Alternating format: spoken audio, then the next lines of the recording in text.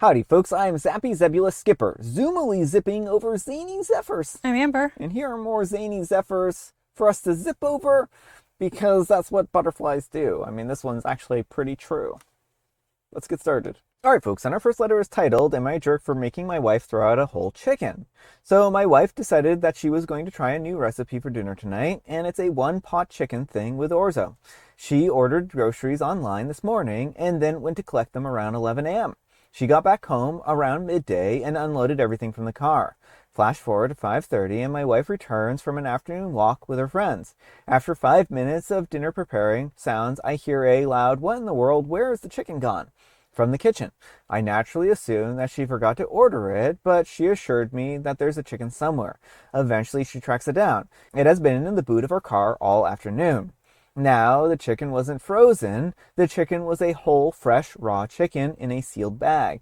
And although it wasn't particularly a warm day, we still had a high of 16 degrees Celsius, which is 60 degrees Fahrenheit.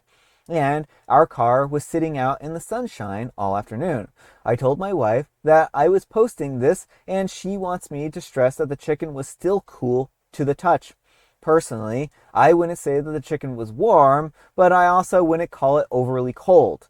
It's safe to say that it was somewhere between fridge temperature and room temperature. Well, after finding the chicken, I tell my wife that I don't want to eat the chicken. She tells me that we're going to eat the chicken. I go back into the couch and I start Googling, how long can you leave a chicken in a car for? Well, I go back to the kitchen and I tell my wife that I don't want to eat the chicken. She tells me that we're going to eat the chicken. I explain that I've Googled it and that we shouldn't eat the chicken. She keeps preparing the chicken. Well, we have a back and forth like this for a little while, at which point I pitch the idea that she can have the chicken and I can just make something simple for my dinner. She's not thrilled because she wanted to make this meal for me. At this point, I tell her that I'm not going to eat it and I feel like I'm being made to eat chicken against my will.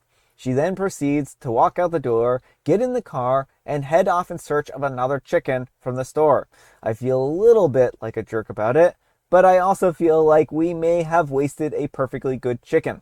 Alright folks, what do you think? No, not the jerk. Do not eat meat that has been left out in a car for hours. That is just begging for food poisoning. Yeah, I mean, this is a situation where you do not want to take your chances on that chicken. Right, like, it could have been fine, but you don't know that for sure, and that is a huge gamble. I mean, it probably wasn't fine. Well, yeah, I'm just saying. All honestly, like, that is not a chicken that you want to take your chances on. It's an awful thing. Like, no one likes wasting food. No one likes wasting a whole chicken like this. But your health and safety matters a lot in this situation. And if you were to eat that chicken, then there's a very, very high chance that you could get very, very, very sick from that chicken. Perhaps worse, right? You don't take your chances on something like this. Sure, it's going to be cooked, but that won't guarantee that there won't already be things like, because bacteria can sometimes release chemicals and stuff like that into it that can also make you sick and stuff like that, and toxins and whatnot. So no, don't eat the chicken. Absolutely, do not eat that chicken. So, but let me know what you folks think. So anyhow, take care and good luck. And Unlucky Meringue 6187 says, yeah, not the jerk. I wouldn't have eaten that chicken as well. No way, not the jerk. Is she making Nigel lasagna chicken lemon orzo soup? And OP replies, yeah, we just finished eating it. It was really good, so I'm glad she decided to push through. Well, I mean, at least they went and got a new chicken, you know. And Bubbly Chicken 9358 says, you know what's worse than throwing out a chicken? Food poisoning. I would not have eaten that chicken either. Not the jerk. And folks, I'm just going to say that I've read the comments so that you don't have to, and do not eat this chicken as much as is pretty much the general consensus of it. Alright folks, and our next letter is titled, Am I a Jerk for Starting a Fight Because My Boyfriend Never Compliments My Food Unprompted, but always praises takeout? Well, my boyfriend, a 31-year-old male, and I, a 25-year-old female, have been together for 5 years and we live together. I cook for us almost every day. I put a lot of time, care, and effort into making meals from scratch, and I know my food tastes good. What bothers me is that he never compliments my cooking unless I ask him directly how it tastes.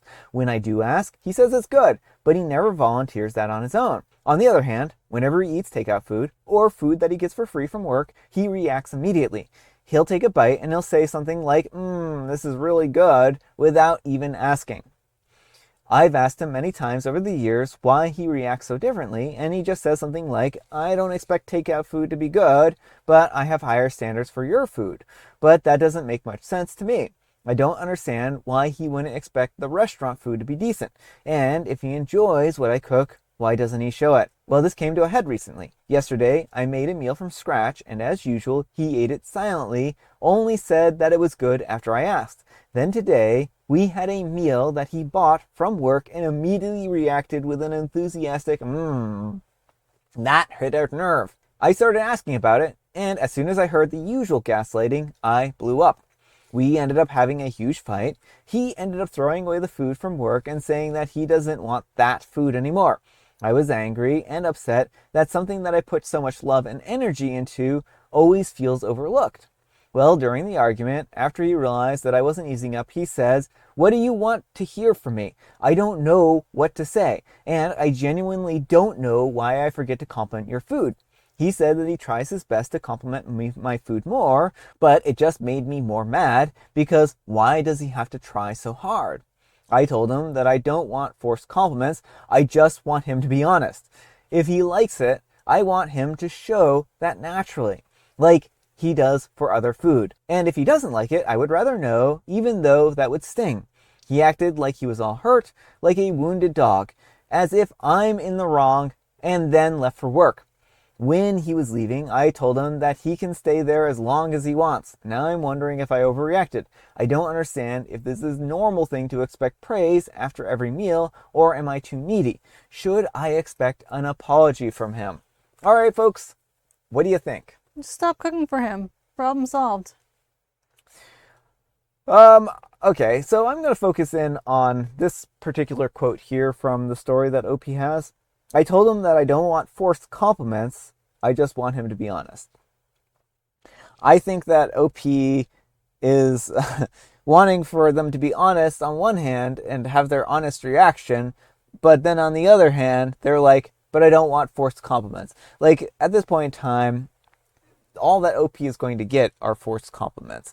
He is not, for some reason, complimenting OP's food or, praising it in any way, shape, or form.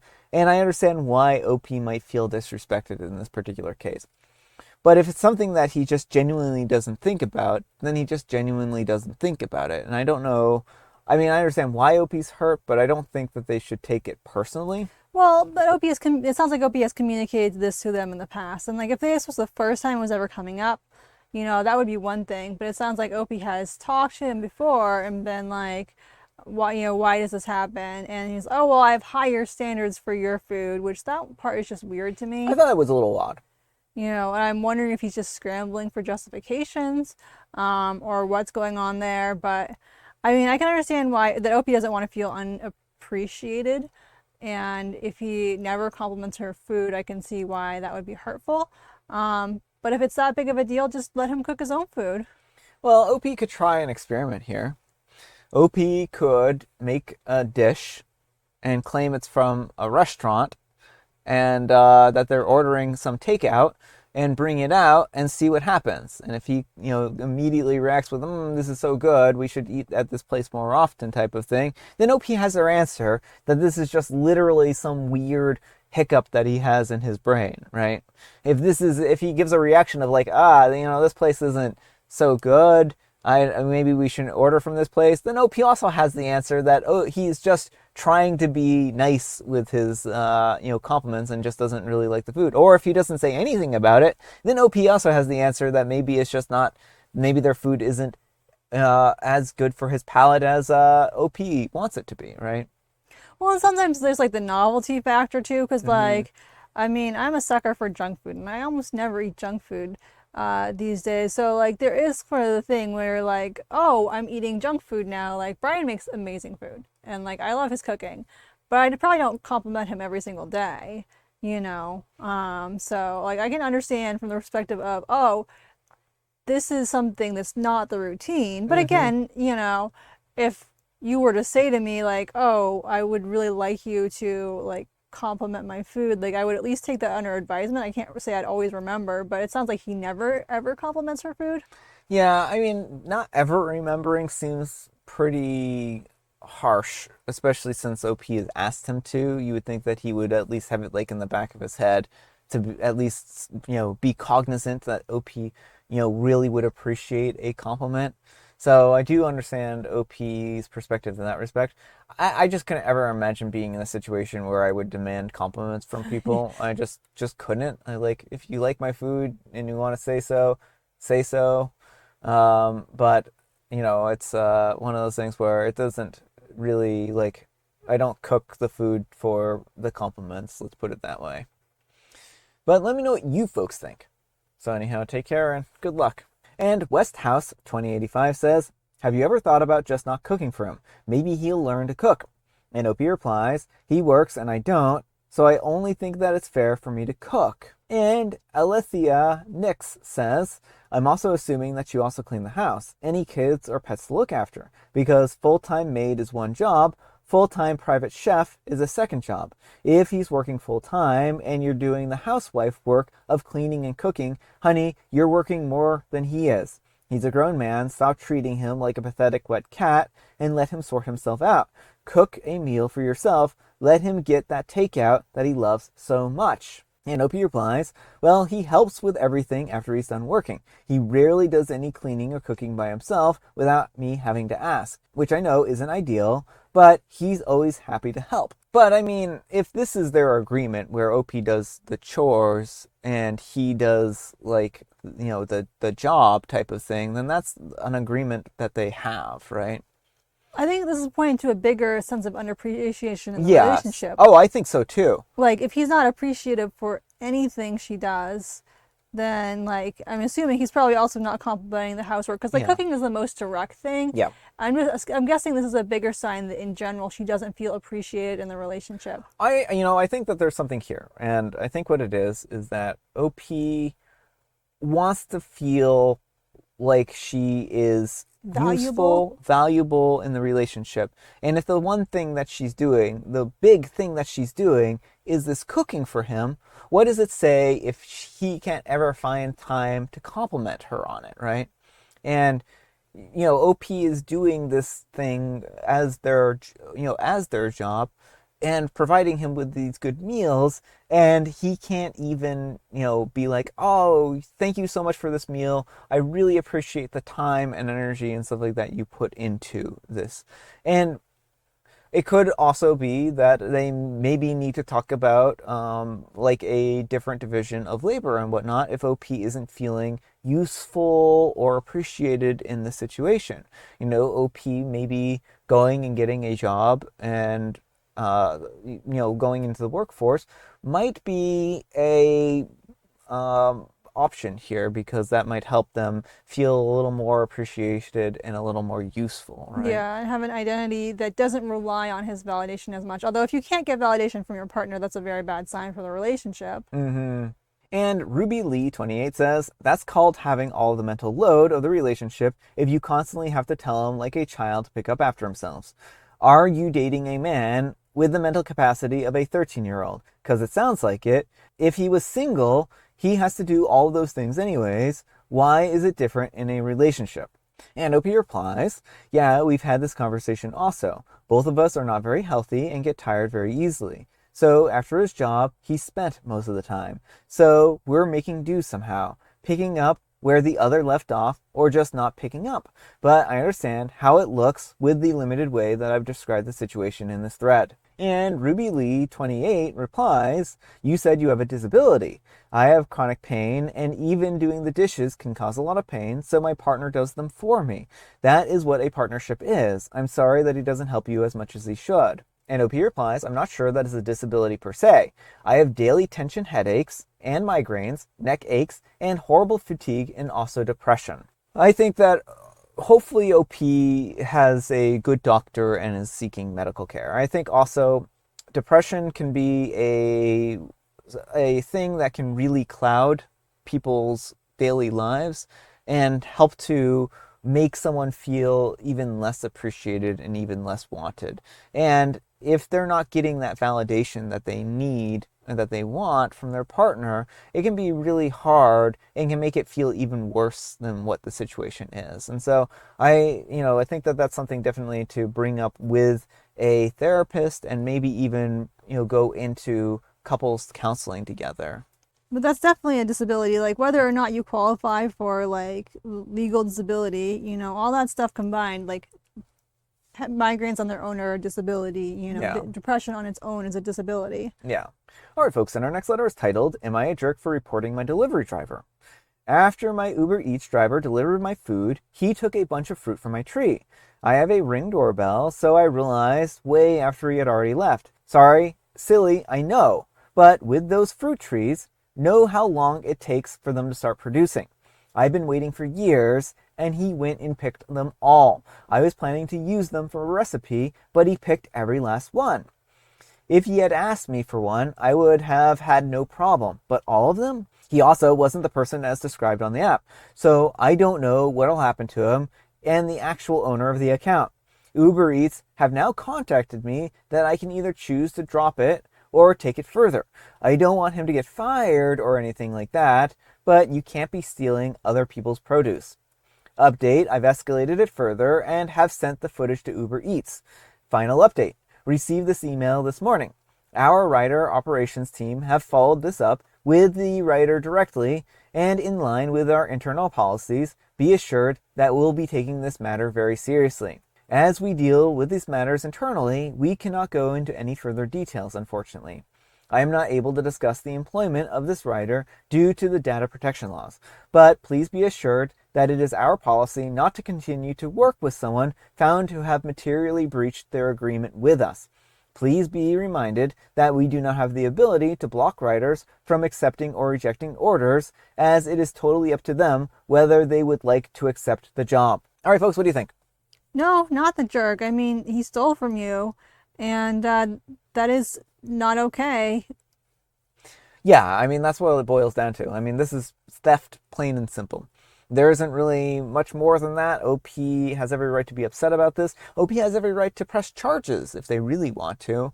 Like, if they're stealing from your property, have taken all of the fruit off your trees, the trees that you've worked hard years for to get to this point, then that's not good. That's pretty rude. I mean, you couldn't go into a grocery store, take all the fruit out of the fruit aisle and expect them to, be fine with it, right? Mm-hmm. That's not their property. That's theft, right? And that's the same kind of thing here. Just because it's not in a supermarket aisle doesn't mean that it's not theft, right? Mm-hmm.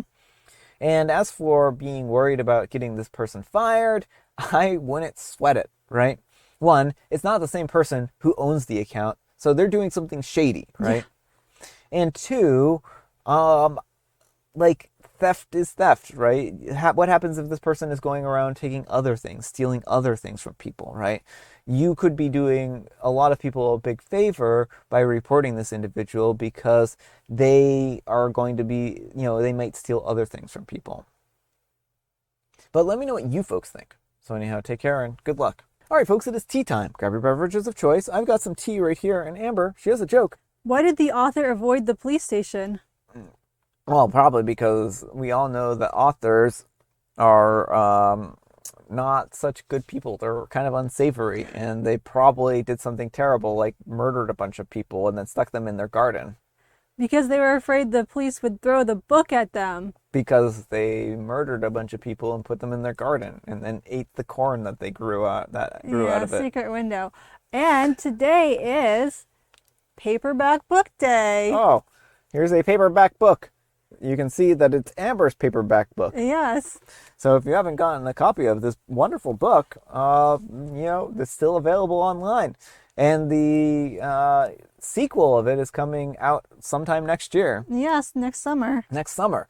So you only have a little while to wait if you've started reading it and are looking forward to the sequel. So it will be out. And it's also Share a Hug Day. Oh, so go find someone to share a hug with. And if you don't have somebody to share a hug with yourself. And I have Earl Grey. All right, folks, that's all the time we have for today. Thank you so much for watching. Happy, wonderful Wednesday, hump day, Friday, Junior's Eve. Amber, we need some kind of moral advice and or guidance, and please have it a haiku for Haiku Wednesday. I came prepared. Oh. Don't eat risky meat. Food poisoning is no joke. Better safe than sick. I like it. I like it a lot. Thanks so much for watching, and we'll see you all tomorrow. Bye.